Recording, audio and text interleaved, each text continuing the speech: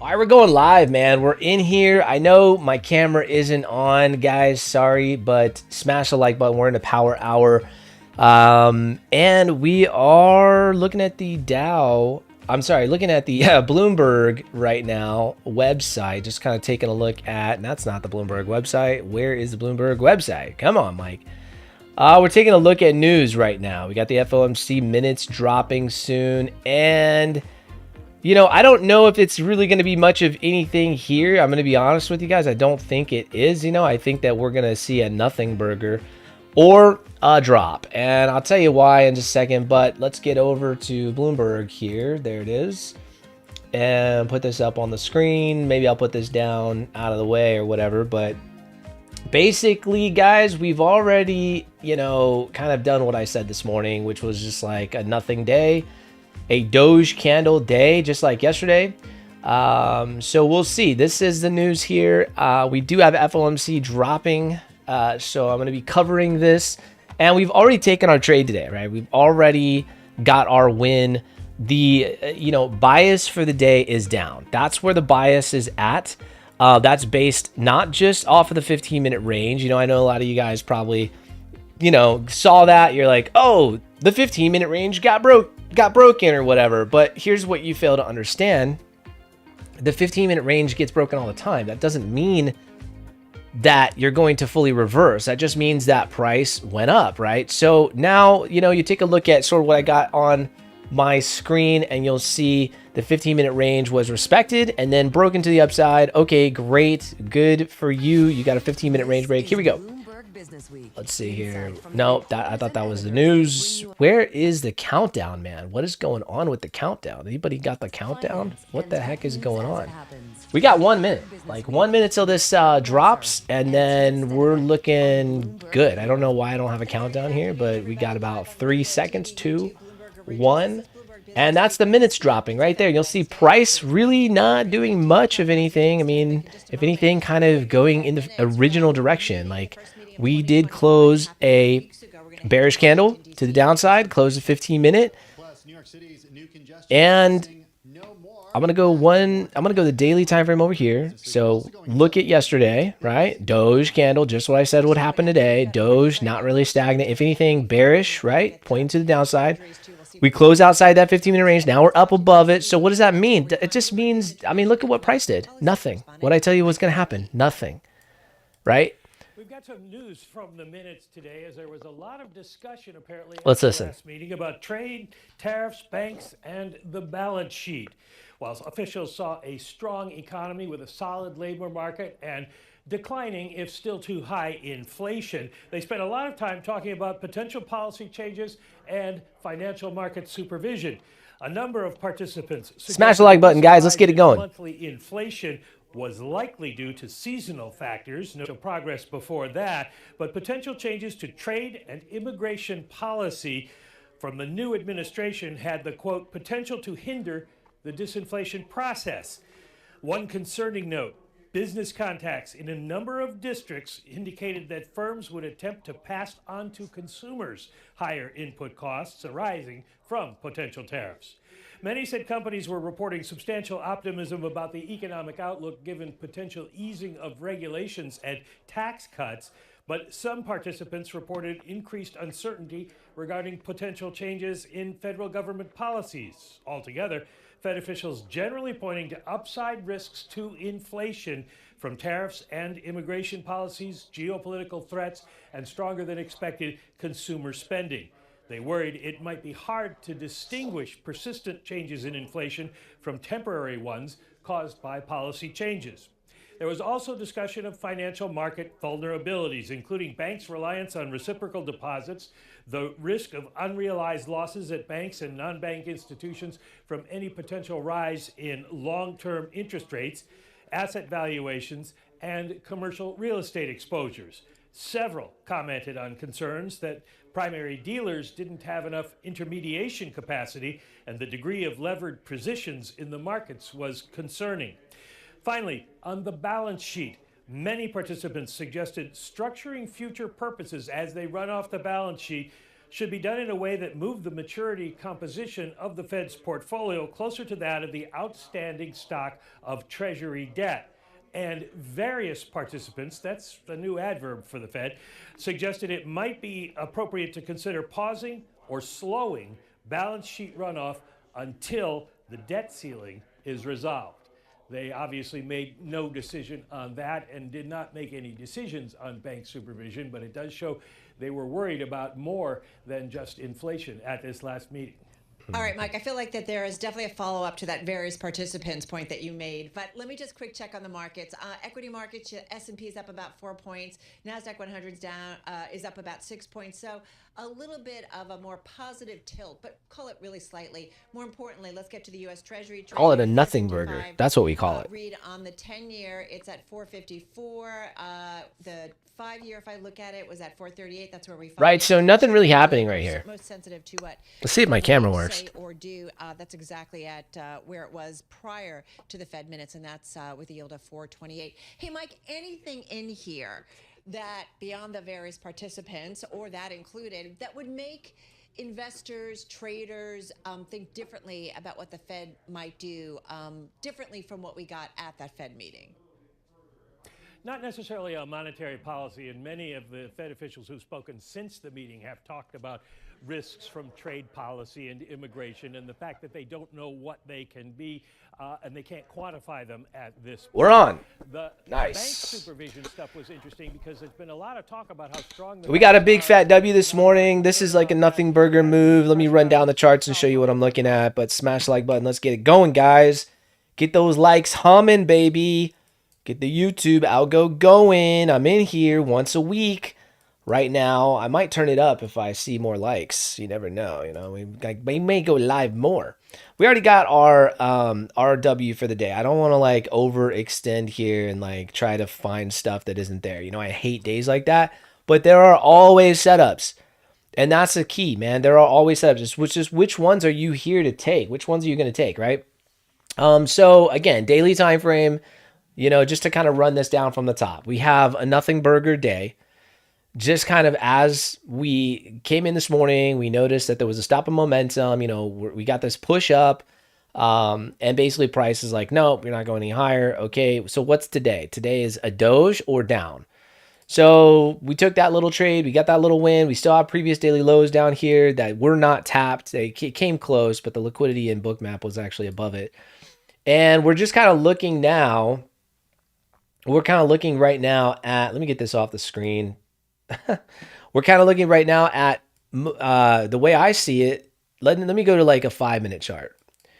So if I were to ask you, you know, let's go to like a line. I don't know if it makes sense to me, but I don't know if it'll make sense to you just because I just don't know if we would agree. But if I asked you, I said, well, where does the overall market momentum look like it's wanting to push, right?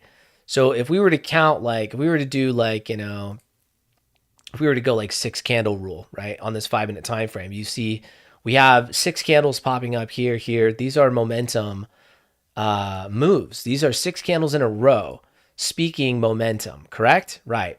So what does that really tell us and how can we use that for a setup? Yeah. So then we go down to like the 1 minute, right? And it's like, okay, we really had some nice movement right here. This was really nice. You know, you can actually see this was a really good move based on the way I show you guys. You know, this was nice. A little, you know, hiccup in the 6 candle rule right there. But take that out of the equation. You know, you have a wick right here. It's wanting to push down. This is a nice follow through. Did price follow through with that idea? No, it came up, it turtle souped right here. Well, so far we don't know if it's going to turtle soup, but it did take the high and started to drop. And then news kind of got in the way. So it leads me to believe that we are going to end up down here taking this low. Okay, that's what it leads me to believe. I don't know if we're going to take the high first, but if it's doing what I think it might do, and what I just have, I guess, an intuition of what it might do just based on what I'm seeing. Like you have this nice vertical drop down. You've already closed bearish for the day underneath the 15-minute range. You've got a doge candle on a daily time frame. you know, it could go either direction here. You could end a little slightly higher. You know, maybe this plays out during the evening, like Asia session or something. But what I'm thinking is that price pushes down from here, right? Breaks this level, breaks structure, uses it as a springboard and continues down, or just drops right through it. And I think it'll happen like the way I want it to happen, the way I think power hour should go, if everything lines up for me, is like it happens fast. It doesn't allow you to enter, and it just shoot like straight down. But I don't know. I don't think that's going to happen just based on like where we're at for the day. We didn't really slam down. It's like I don't think it's going to happen the way I think it's going to happen is what I'm saying. I think it's less likely. Now, I was taking a look at SMT earlier, and you can see we do have bearish SMT. So you can see the Dow has not taken the highs, right? So you can see right here, Dow has not taken the highs. The ES has, and the Nasdaq has. Like it's clear as day, right? So like if you're an SMT trader and you're looking at this as far as just like, you know, divergence, well, I mean, here it is, man. And the Dow looks weaker than the ES and the Nasdaq, right? You don't have necessarily the ES and Nasdaq SMT, which in my opinion is stronger. But, you know, you can't argue here that even on a short time frame and a longer time frame, here's your short time frame, right? Here's your short time frame. Here is your where's it? Yeah, longer time frame right here. I'm just drawing it out for you on the Dow. Short time frame. Where's it? Longer time frame, right? So you clearly have a massive SMT divergence setup, right? Whether or not we grab these highs that we've already created and turtle soup, I don't know. I don't know. Like, are we going to grab up here first? You know, does price come up like this, you know, whatever, and then slam down? I don't know. But I do feel like the way this is setting up is a bearish setup. Like as if we're going to, essentially price was speaking in code, in Braille, right? If you were listening, price like speaking. There's a way I look at price. This is how you watch my videos. You're like, how is he doing this? It's because it spoke, right? Well, first of all, let's back up. Let's just look back here. It spoke. It broke the 15-minute range. It spoke right here. 6 candle move down, right? It spoke right here, right? It spoke here, right? It spoke here. So, you know, for me, it's like, okay, you know, you got 1, you got 2, you got 3 after the range break, right? And you have really like 4 would be like this, but I just like that range break more than anything. And look at the moves up. Are they as aggressive as the moves down? Some of them, like this is pretty good. This was the best move up that we've seen. This was starting to get there, but never broke the high, right? So it's kind of like, okay, well, we have this move right here and it broke structure. Did a move high break structure in one swoop like that, in like a dragon's breath type of style? This went up really good until about right here, and then it was a do, and then it finally went up. But do you see what I mean?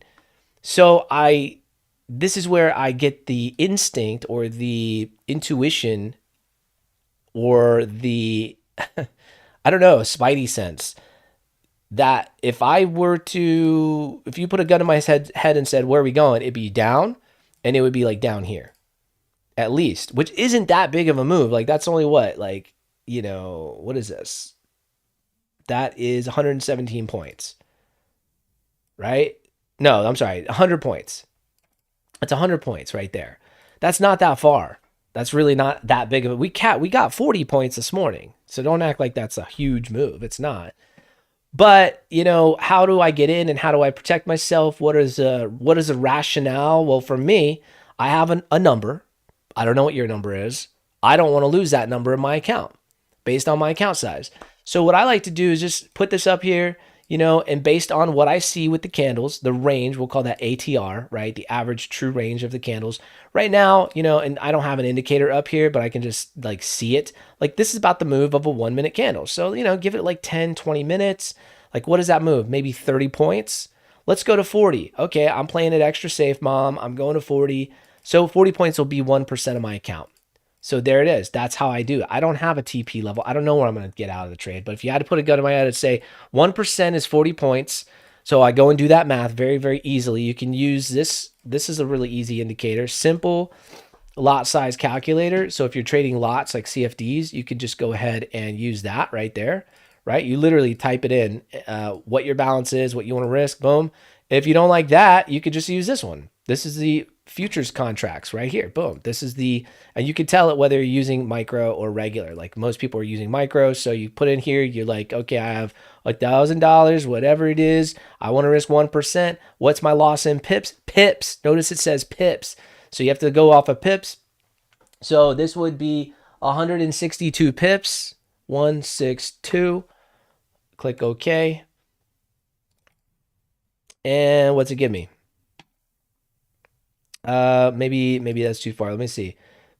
Pips would be, yeah, it's 162, right? Yeah, so you're going from, let's see, pips is going to be, yeah, 168. It might be a little far to risk only 1%. That's why. So that's the downside of trading futures, man. You want to know the downside? That's the downside. Looks, is that really? No, come on, 2? That's really not that far. Wait a second. I'm probably doing this wrong. I'm doing something wrong here. What am I doing wrong? It's not points. It's pips. What am I doing wrong? Somebody help me out. It is 162 pips. You should be able to risk 1%. That's a 40-point move. You should be able to risk 1%. Oh, it's because of the $1,000. Is that why? Hold on. Let me go to 3K. I don't know, man. That's weird. Does that work now? Let's see. 2%. Really? I feel like I'm doing this wrong, but maybe not. I don't know. Micros should be fine, but it says one. It's like one contract or whatever, something like that. Anyways, you can Google it. You can look it up, whatever. I'm not going to go into it. I don't really trade futures like that. I trade CFDs, so I'm not really worried about it. But like that's the way you would do it. You would figure it out. You'd say, okay. So like that, if a gun was to my head and I said, okay, where do I want to go? I want to go down. I know we got the previous daily high up there. I also know we didn't grab this low, which is super suspect to me. But you can't deny that the news got in the way and the market likes the news for whatever reason. It likes the fact that inflation is more of a risk right now, I guess. It's kind of weird, but okay. It likes it, and it's pumping right now. So you got to respect that. So, do I trade that? No. Do I go in right there? No, but I definitely, my bias is to the downside for sure. And now it's like, okay, well, she's kind of speaking. You got to kind of listen, right? You just kind of have to just listen. Like she didn't really, in my opinion, she didn't play this out. So, it's just one of those days, man. It's like a junk day. I don't even really feel like, honestly, even being here and trading. Like, I'm not trying to shut it down early or whatever, but it's just like, is there a reason to trade if it's just really choppy? Not. No, there really is not, right? What else? That's pretty much it, man. Like, you're going to catch runners off of this some days, and some days it's just going to be chop. And right now, I mean, this is kind of what I called this morning, just going back to that original concept of today being like really just choppy and a doge day, not a runner. The news really didn't do much of anything. It dropped and it was like everyone I think was waiting for it. I told you guys it's not going to do anything. News is not going to do anything because it's just all it is a rerun of what already happened. You know what I mean? What about the Dow taking, let me see Kevin's comment here. What about the Dow taking previous daily low and the NAS and S&P did not? That's SMT as well. Yes, but it's, let me see real quick. Yeah. So let me do this.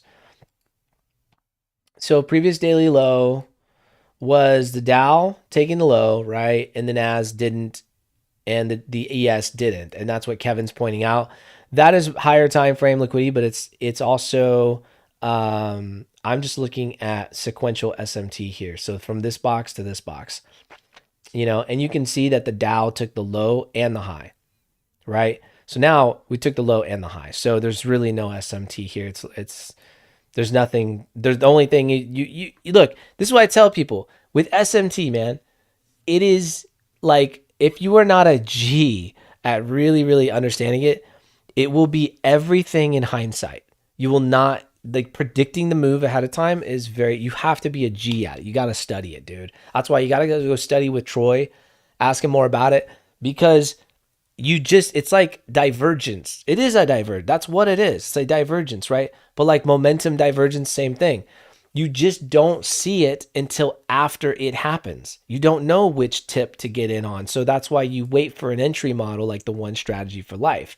That's why we show you in school what that one strat for life entry model is, right? So if you see, okay, like take for instance, I wish Troy was here because this is like, okay, you see the SMT. I see that this took the low, right? This didn't, and this didn't. Like the ES and the NAS didn't take the low, the Dow did, right? Okay, so now we're starting to reverse. We go to a lower time frame, you know, like I don't know, 5 minute. This is like this is like during the open, right? 9 o'clock. So you see price kind of pulling up here. You see it break structure. You see it leave a fair value gap. There is a you know, where price breaks structure is the breaker block. So you have a clear breaker right there. And this is on a 5 minute time frame. So you do have a one strategy for life setup right there. Like that is honestly pretty G. But you got to really be good at seeing this and going, okay, I see SMT. Now I got to wait for a model to present itself. Does that make sense? So I definitely see the value in understanding like, okay, there's some SMT here. There's SMT all, like I could point out the SMT right now, or now we don't have it, but we did have bearish SMT just moments ago, right? Now the Dow took the highs, but like that's the thing, right? There's maybe stronger SMT, there's weaker, but it never presented an entry model. And that's the key, right? So we saw bearish SMT, but did the Dow drop? Did the ES drop? No, not really. Let me go into the Dow real quick, okay? So we saw that bearish SMT with the Dow,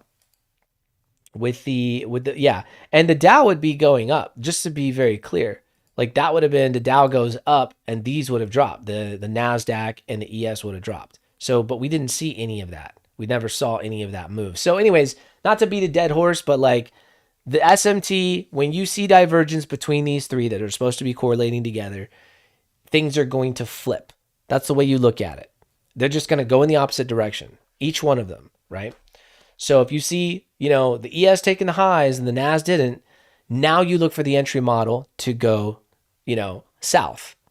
Does that make sense? So hopefully that makes sense, but we never saw that, and today's news is like nominal because look, the news today, does anybody not know what this news is? Let me just tell you in case you don't know. The FOMC minutes meeting is essentially the notes that they put out from the overall decision rate, right? Which they didn't, they decided to not raise rates or lower rates. So there was no decision made. So the FOMC minutes gives you more insight as into why they made that decision. That's all it is, man.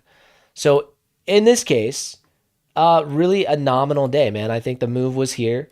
And then I think you get news and who knows what's happening right now other than we're going and taking a liquidity level above us. I mean, that's really it. You got a structural break on a 15. You got a structural break on a 5. You don't really have it on a 30 because I again, with the 3 candle pullback rule, you're still inside of this range. So there's the low, there's the high, right? And then I have the other range out here. I still haven't moved the 1 hour range, which that's the 1 hour range right there. Something like that. Let me see. Okay, so we're just right there. I mean, like I said this morning, I told you guys down here, I highlighted this area while we were in that short, and I said, what is this? Right, and it's just, that's the only thing you got. So you have to assume that that might be support at that level, and it is. So we're in this wider range. Everything is internal liquidity and internal structure as of right now. It's trying to push for maybe external, but it just hasn't done it yet. So until you get that confirmation, I don't know. I don't know what your entry model is other than, okay, it's looking like it's bullish. You know, you probably have some, oh, look at this. Okay, great. This is a great example. Look at volume. Look at volume. What is this? Right? So again, I still think we're going down. I still think we're going down here, man. Maybe, right? Maybe. I'll tell you what, man. Boy, dang. I tell you, this is getting me right now, man, because on that lower time frame, that 1 minute time frame, you see that divergence, right? And it's just like it's look at that. So if you don't know what I'm talking about, it's this right here. It's just from this point to this point, from price on top to price on top. It's a massive divergence. So underneath like price action, there's this weakness happening in volume flow. So it could mean this could just mean that honestly, like market makers are sort of out of the market and the order book is a little thin. I don't have footprints on and I'm not looking at order book, but it could mean that the order book is a little thin. I mean, you look at CVD, look at Delta. Delta is even saying, look, you have from this point over here. So the same point, you don't really have the divergence, but price is surely up a lot more than Delta, right? And look at price. Price has passed this prior swing point right here. With CVD, you can see like there's weakness happening on the chart for sure. So there's something going on, and it might be on a higher time frame. We'll go to 5 minute, and we'll just see like what does the 5 minute say. Look at the divergence on the 5 now. See that? So you don't really get it with volume flow, but you get it with CVD, which is the order book. This is the cumulative volume delta. So you're looking inside of the candle. You're looking inside of the order book, right? By the way, guys, smash the like button. We got Power Hour going right now. There's 14 likes. We got 24 people in here. Hope you guys are liking the channel, liking what we're putting down. We're freaking crushing it. I mean, I don't know what to tell you. So if you're new, sub, do all that stuff. I'm just going to keep it going. I have fun. So we're just going to keep talking. If you guys have any questions, drop it in chat. But basically, we have this cumulative volume delta, and you can see it's not just from this last swing point. It's from 2 swing points ago, right? So I look in here at the CVD, and I'm like, okay, well, there's the last swing point, and there's the last swing point. I look at price, I go, well, there's this price is going up. What's CVD doing? Saying, no, dude. Like, there's something happening underneath this whole facade, right? And all it is, it could be that price action will move if the order book is thin. That doesn't mean more volume, and CVD is proof of that. CVD is literally cumulative volume. So if there's not a lot, like let me give you an example. Right as news drops, somebody type in chat. Right when news drops, is the volume in the order book full or thin? Somebody type in chat. Is it full or thin? Which one is it? You guys, let me know. Let me see somebody answer. Okay, so DK says thin. Who else agrees with DK? Okay, Jay says full. Like and this is proof. What I'm telling you right now is fact. It's proof. You can look it up. Like I'm not making this up. This is like literally you can see it in the order book. And I'm not talking about resting orders because sometimes resting orders can increase. You have limit orders that increase in certain locations or whatever. I'm talking about the actual order book of what's in near price action. We got DK says order book usually thins out before red folder news. Thank you for expanding on that, DK. You're obviously a little wiser. You know what's up. And he's absolutely right. It thins out. So that's the reason why price moves so much, right? As soon as bigger orders hit the order book, because that's so thin, you can imagine it just eats up price action and the distance just increases. So it's not necessarily volume, guys. That's what I'm trying to tell you. So right now, you know, I'm going to say this. I'm going to say on this 5 minute, let's like, you know, be a little patient. I am looking at this as a possible reversal, man. So we went up, we kind of tapped. We didn't really tap the highs. The highs are here. You know, I'm not really a stickler for having to tap the highs or lows, like the ICT crap. That's not me. Because in the order book, the tap might not be any, there may not be liquidity up here, right?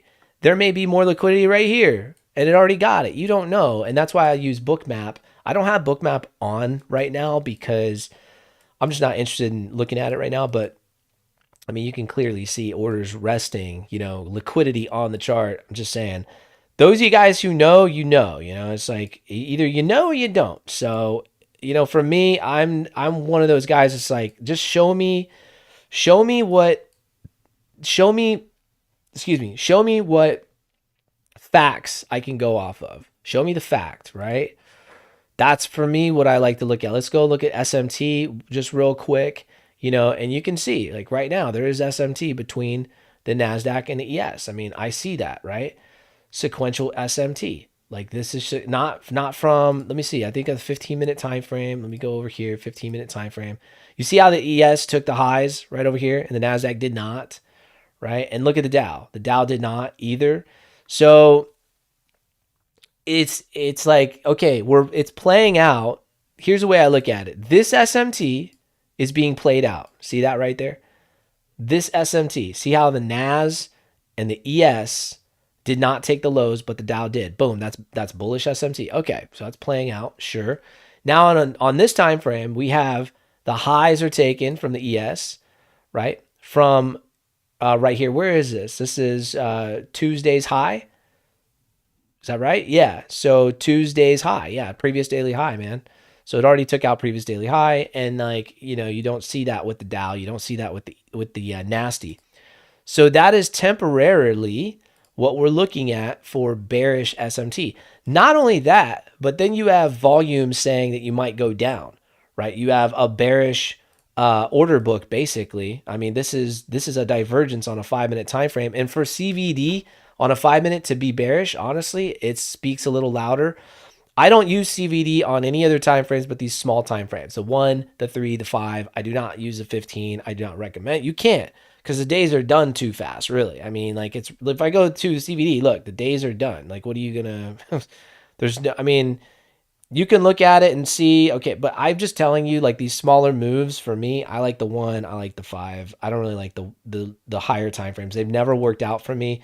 And they're just a little bit more, like, in my opinion, noisy. Actually, it's kind of crazy because usually the lower time frames are noisier. But in this case, the higher time frames are a little bit noisier. So anyways, yeah, just kind of looking here. I'm not really interested in doing much of anything right now. Just price is trash, in my opinion. Like, we haven't really grabbed anything. I can't sink my teeth into anything. We have a divergence. If anything, like I said, I just think maybe towards the end, maybe 230 rolls around and we dump. What do you guys think? Up or down? We going up or down, baby?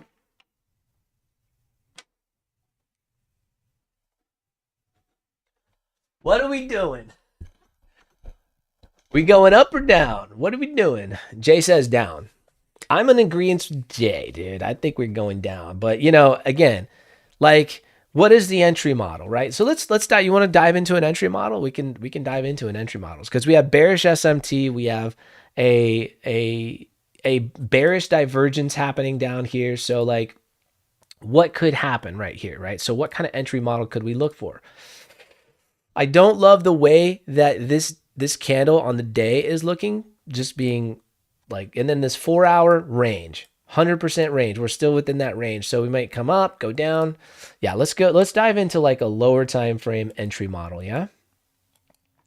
Okay, so we kind of got to get a little bit more granular if we're going to go into a low time frame entry model. So I'm looking for a 3-candle pullback. We got 3 candles right here. So this would be structurally my swing point, right? Let me mark this out for you so it's really clear. So, like, here's the previous high, right? We pull back, we got a higher low. I don't really care that the structure was broken. I already know this is all inside of a 1 hour and inside of a daily. Like, this is what you call an inside bar day. So I don't really care about, is it a change of character? No, it's not, because we're inside of the previous day. Does that make sense? It's not a change of character. It would just be a break of structure, even if it broke to the downside.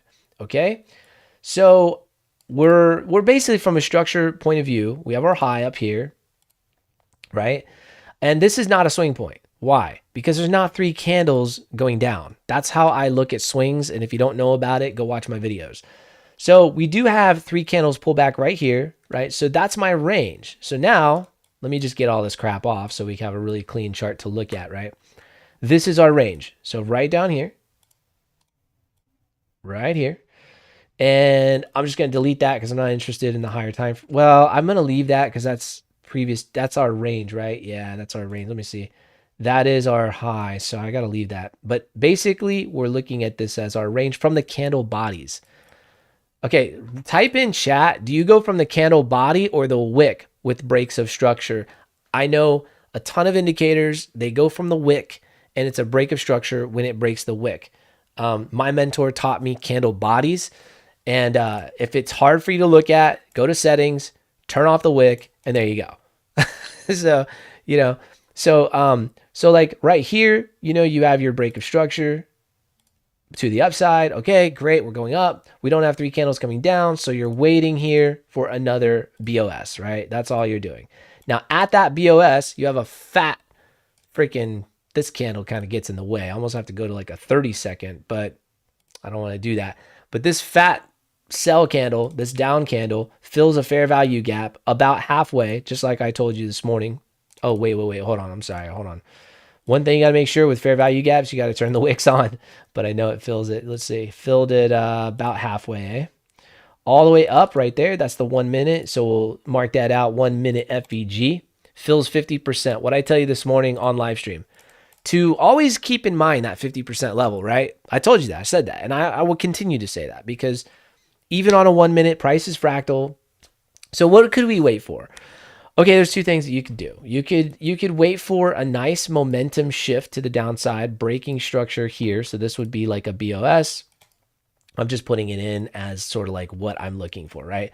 So I'd be looking for price to essentially break this, have some volume, right? Fill this fair value gap, move through it, invert it. So then this would be what? A 1 minute IFVG, an inverted fair value gap. Now you already have a tiny one right here, and it's got some nice volume associated with it. So if you wanted to enter off of an IFVG, I mean, that is your prerogative. I know people that do that. I know more people that fail at it than are successful at it. But if you're really good at money management, you might get away with a couple point ticks here and there. But the problem with it is that structurally speaking, this is not a structural standpoint. This is not structure. This is consolidation on a very low time frame. So it didn't break any structure. There's no shift in delivery. You still have delivery to the upside. I don't know what to tell you.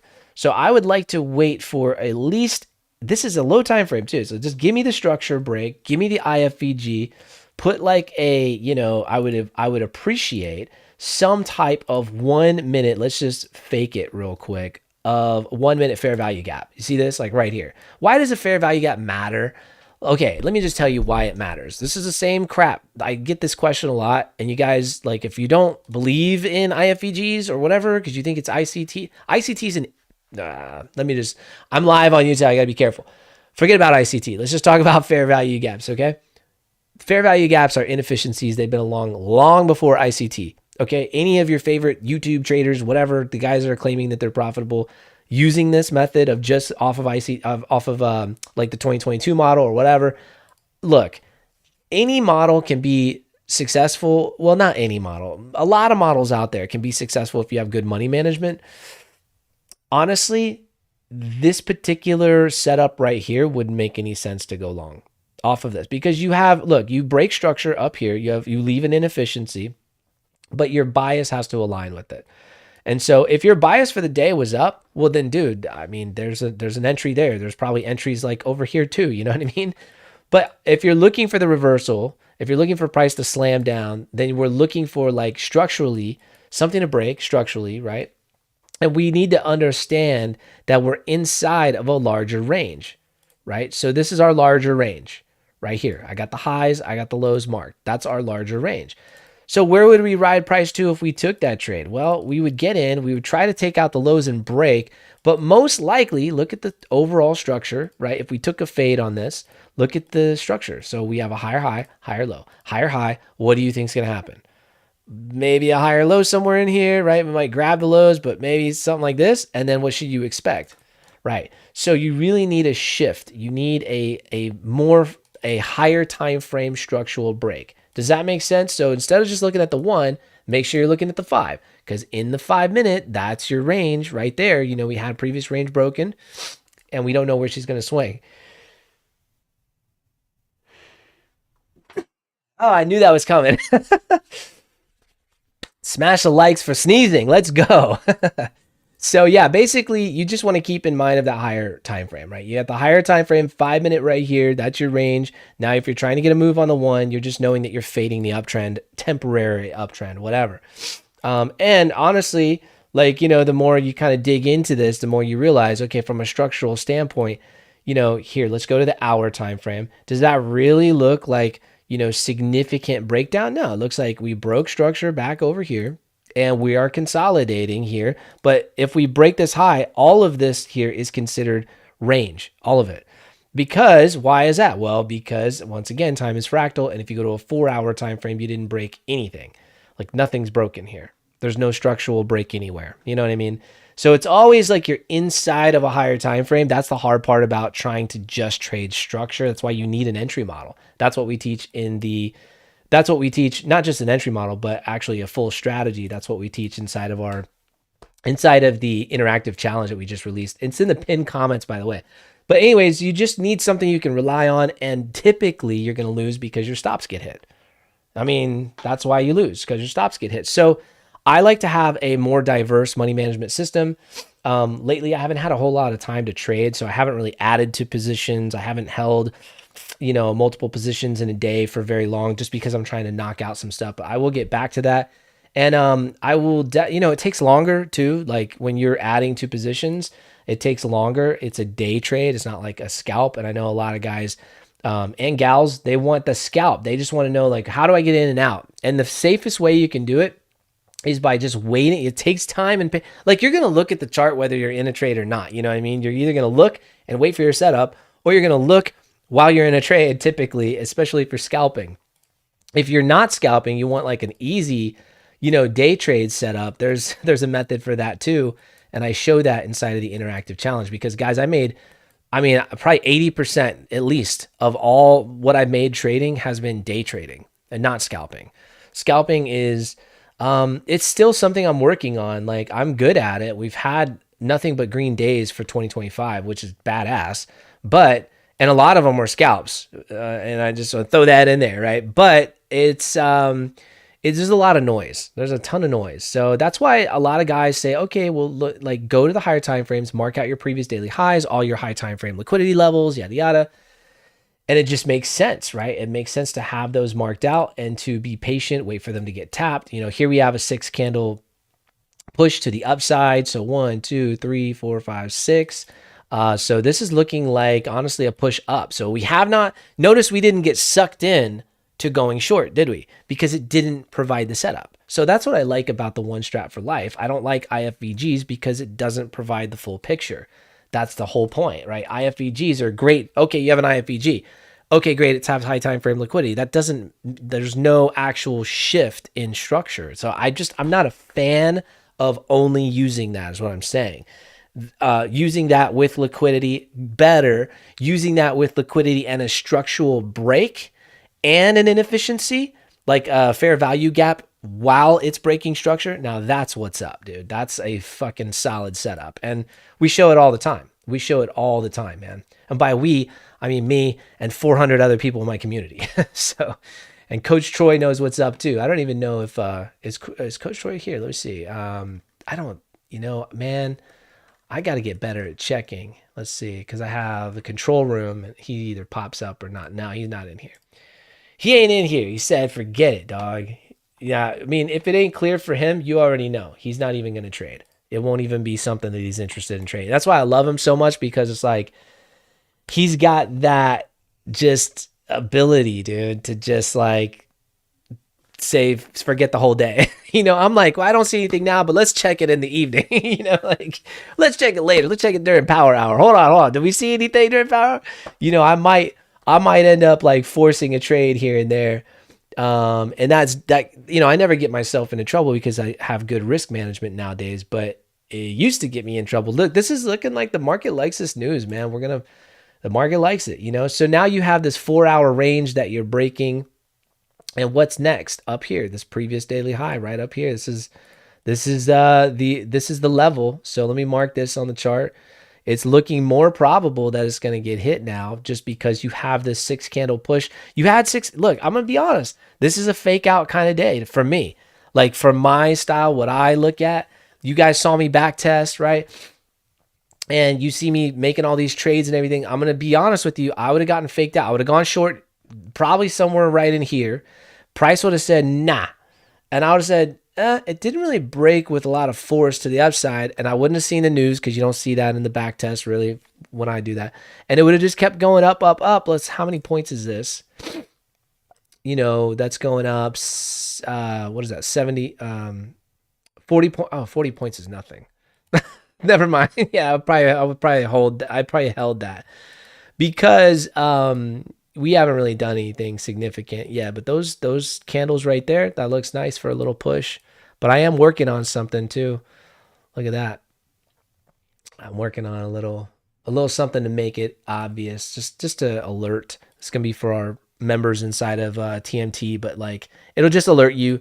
And I right now it says buy, it doesn't mean buy. It's just gonna have another type of, maybe it'll just be like a red and green dot, you know. So I got a couple indicators that I'm working on right now to help with some of the things we're teaching. You know, what if the 15-minute range was just lined out for you? You know what I mean? Like stuff like that, to where you, oh, I forgot to put the 15-minute range on the chart. No, you didn't. It's just in the indicator, you know. So working on a couple of things for you guys on that as well. But this is, look, we tapped that high time frame. We kind of faded back a couple points here, 12 points. We got an injection of liquidity coming up at 2. So we'll see what happens there. If you're looking for a swing trade, you know, you're above true day open, you're high on the day. I mean, everything looks pretty decent for, you know, true day open. Where's that at? True day open is right here, right? So that's midnight. So you're above midnight open. I'm just saying, you're looking all right for a swing, potentially. You know, I'm not saying go in now, wait for the setup, but yeah, so you need a setup. What are you guys saying? Let me get back over to chat. My bad. 17 likes, 32 people. Come on, guys. Come on, we can do better than that. We can do better than that. Can go either way. I often use wicks. Bodies don't work for me. Okay, cool. Let's see here. We got hello. What do you think? Scalping, buy or sell, like 10 a.m. Boom, boom, boom. I do scalping. Good. I don't have time with school. Yeah, scalping is tough, right? So swing trading would be a better look for you. And I literally have it. Go to the pinned comment that I have. Just join the group. It's free. Take the challenge. It's literally $1. Like I don't even know what to tell you. Like you'll read some of the posts in school. Go into school group, read some of the posts. If you know, I put a bunch of alpha in the challenge. That's a lot of what I do on a daily basis. And I try to give you guys, it's like 2 hours worth of content. I try to give you a lot of what I do. So just check it out. So I like a better edge. Hold on. This guy journal says, he says which has a better edge between forex and futures. What, depending on your model, man. Like it depends on what you're gonna trade. Like for what, you know. For me, I like futures. I like trading the Nasdaq. But I trade CFDs. So just to be clear, like I'm not a futures trader because I don't have a Tradeovate account. I have a CFD account with my broker that I've been with for years. And so personally, I like CFDs. I like the leverage it offers. I don't love the spread and commission, but you know, I also don't love with futures the fact that, you know, you do have, I like the fact that you're trading on the same chart with everyone. I just don't like the leverage part of it. The margin requirements as well. I have a fairly large account, so I'm not super worried about it, but it's just something that I was never really into. CFDs is like a regular broker, bro. Like a regular, like, you know, like an offshore broker, somebody that is not regulated by the United States, not SEC. There's no FDIC insured, all that stuff. It's crypto in, crypto out. They don't report to my taxes.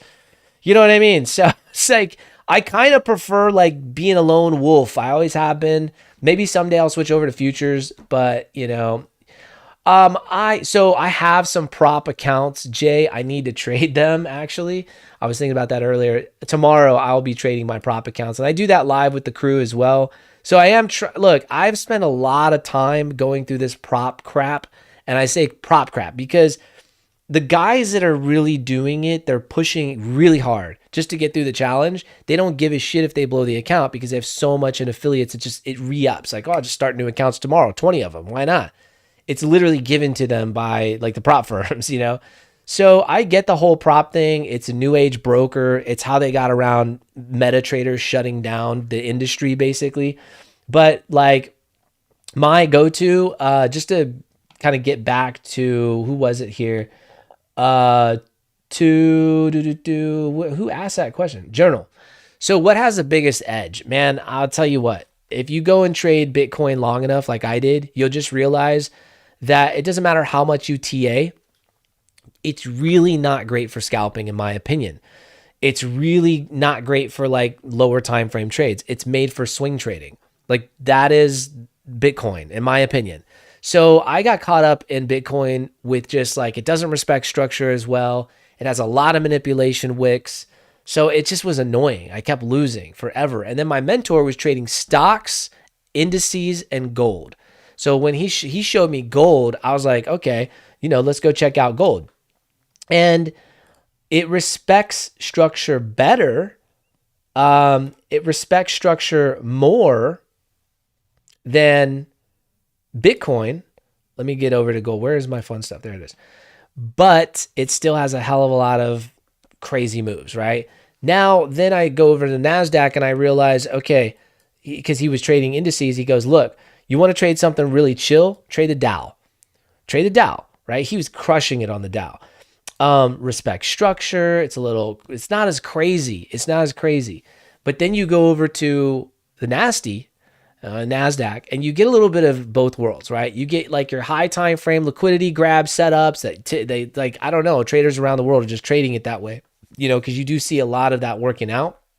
So I'd say the biggest edge is for me right now, the Nasdaq, but I also have seen a lot of setups with the Dow. And like, there's a big part of me that wants to just start trading the Dow. But man, I don't know, man. Like I had a bunch of setups here on Tesla, on Google, on Nvidia.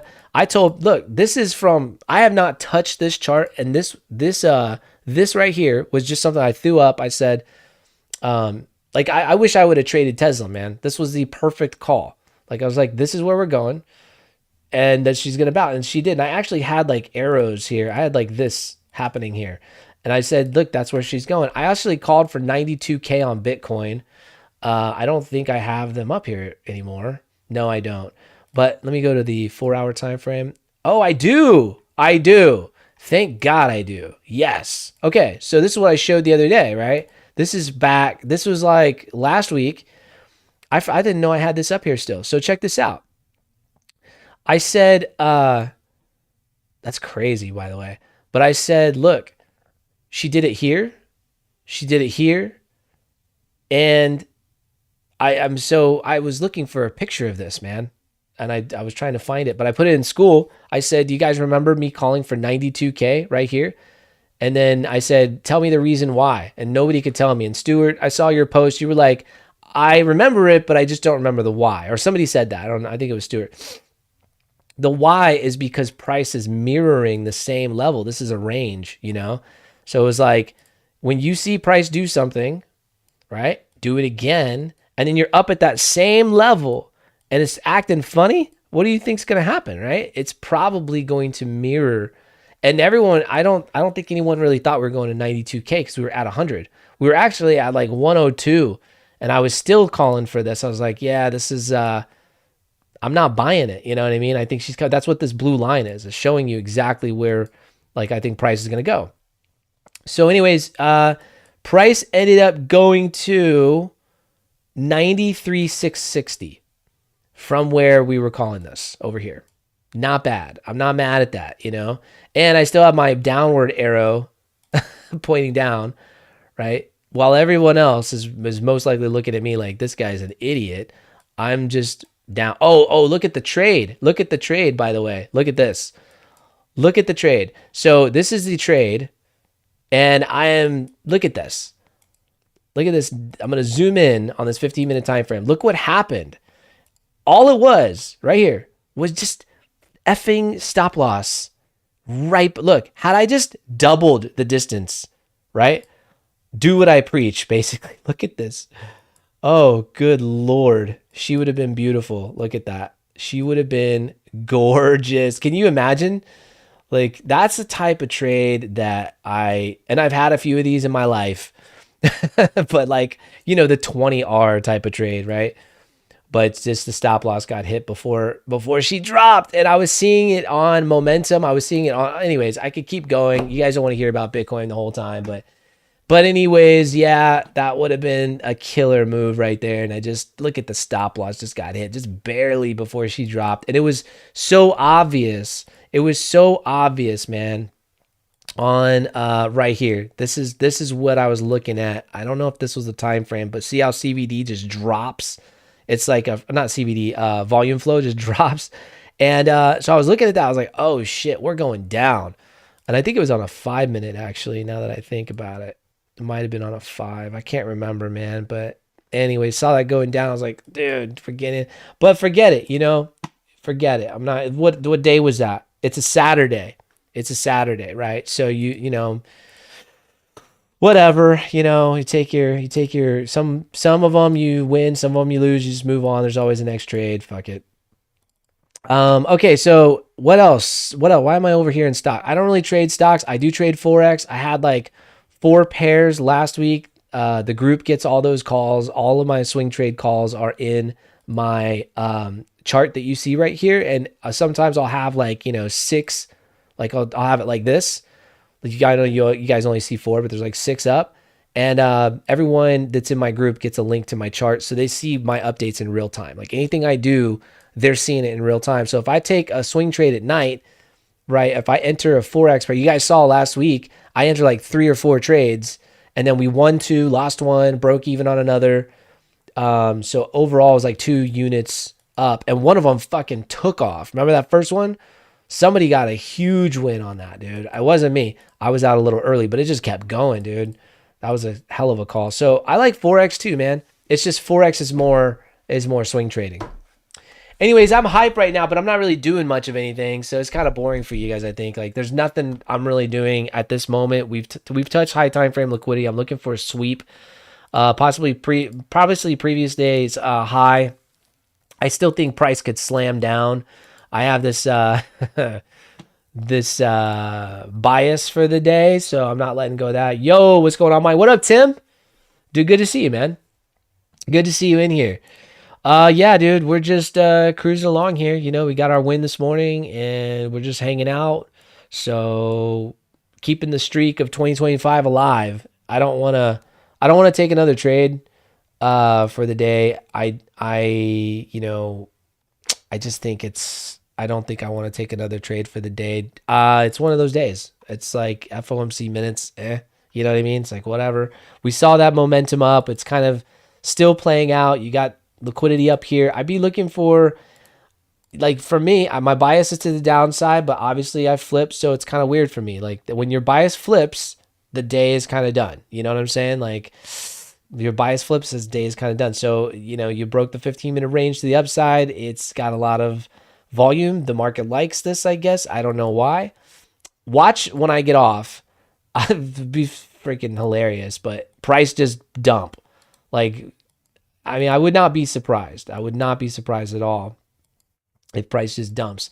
But again, just looking for, like, mark out these breakers like this, last opposing candle to the swing, mark this out and just look at these levels as not a shelf, but a potential level to get in when price breaks these, right? Because it already grabbed high time frame liquidity. So now you're good. Now you're looking for like that 1 minute breaker block situation. It's not a breaker until price breaks through it. But that order block down here on a little 1 minute chart, if you get nice volume, like price just slamming through this, that could be a nice sign of a reversal right there. So that's what I would be looking for.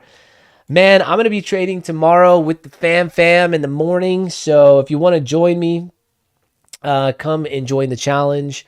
Take the challenge. You'll see like, my invite basically to the group. And then you can come in. Yeah, I am. Yeah, Tim, I am still trading the Apex accounts. It's, I took a week off. Basically, I know I get like 30 days for it, and I didn't have a good day. And I had a good day on my cash account, but not that. And then I was pissed off because I'm not making money with it. And I was like, this is stupid. So I took a week off, but I got to go back to them. I'll be live with those tomorrow. Not publicly, but with the private crew in the morning, just doing that. But I'm more interested right now in just trading the cash account. But guys, oh, it's got a private message. I thought they were talking about right now, but all good. The link is in the description. Come join us. I'm gonna hop off. Love you guys. Have a great day. Safe day. And yeah, be safe out there. I think price is like, this is boring for me. So I'm not going to be interested in doing anything right now. I know I could stay on, try to get more people on the stream. I just think it's a wash, guys. I'll be more excited tomorrow morning. Peace. Love you guys. Bye.